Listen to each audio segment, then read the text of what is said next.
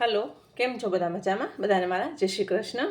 આજે આપણે છોકરાઓની ફેવરેટ એવી ચોકલેટ અને ચોકલેટમાંથી એક વેરાયટી લઈ આવ્યા છીએ, ચોકલેટ ચીઝ સેન્ડવિચ. એ બહુ સરસ લાગે છે, ટેસ્ટી અને હેલ્ધી પણ છે. તો એના માટે મેં અમૂલ બટર લીધું છે, બ્રેડ લીધી છે, ડાર્ક ચોકલેટને મેલ્ટ કરી અને ડબલ બોઇલર કરી રાખી છે, ચીઝ છે ને બદામ છે. હવે આમાં એવું છે કે તમે અંદર ચોકલેટ ચિપ્સ પણ નાખી શકો છો અને બદામ પણ નાખી શકો છો, પણ અત્યારે હું થોડુંક હેલ્ધી કરવા માંગુ છું એટલે હું બદામ લઉં છું. બ્રેડને બંને બાજુથી આપણે બટર લગાવી લઈશું. પહેલાં તો મેં સરસ બટર લગાવી લીધું છે, બંને બાજુ બટર લગાવવાનું છે. અને આવી રીતે ચોકલેટ સ્પ્રેડ આપણે કોઈ પણ તમે લઈ શકો છો, ગનાશ લઈ શકો છો, ડાર્ક ચોકલેટ લઈ શકો છો, હેઝલનટ પેસ્ટ લઈ શકો છો.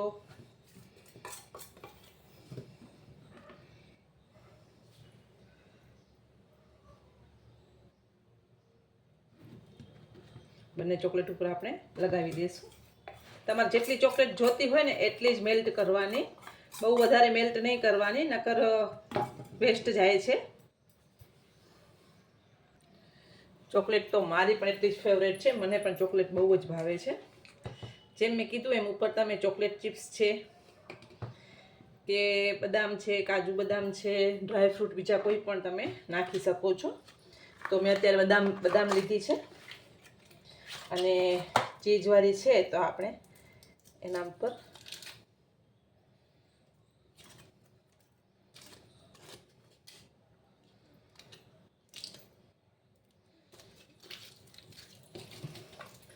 ચીઝ લઈ લેશું. ચીઝ તમને જેટલું નાખવું હોય એટલું તમને નાખવાનું.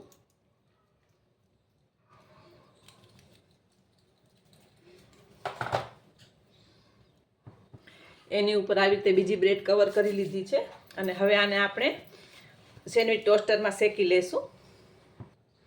તો તમે જોઈ શકો છો, સરસ મેં ગ્રીલ કરી લીધી છે, શેકી લીધી છે. હવે એને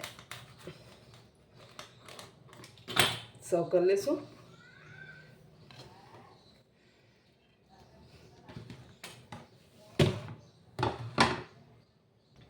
તો આપણે એક ડીશમાં લઈ લીધી છે અને એને ચોકલેટથી ગાર્નિશ કરી લઈએ.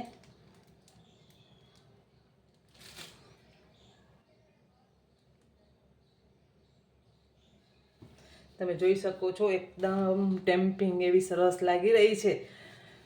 જોઈને જ ખાવાનું મન થાય એવી આપણી સેન્ડવિચ તૈયાર છે અને જલ્દી બની જાય છે અને છોકરાઓને પણ ભાવે છે. તો તમે આ કોઈ પણ તમારા ઘરમાં નાની મોટી પાર્ટી હોય ત્યારે પણ તમે સર્વ કરી શકો છો અને એમ જ પણ છોકરાઓને બનાવીને આપી શકો છો. સ્કૂલના નાસ્તાના ડબ્બામાં પણ બહુ સરસ લાગે છે. તો એકવાર ચોક્કસ તમારા ઘરે આ સેન્ડવિચ બનાવજો. બધાને મારા જય માતાજી.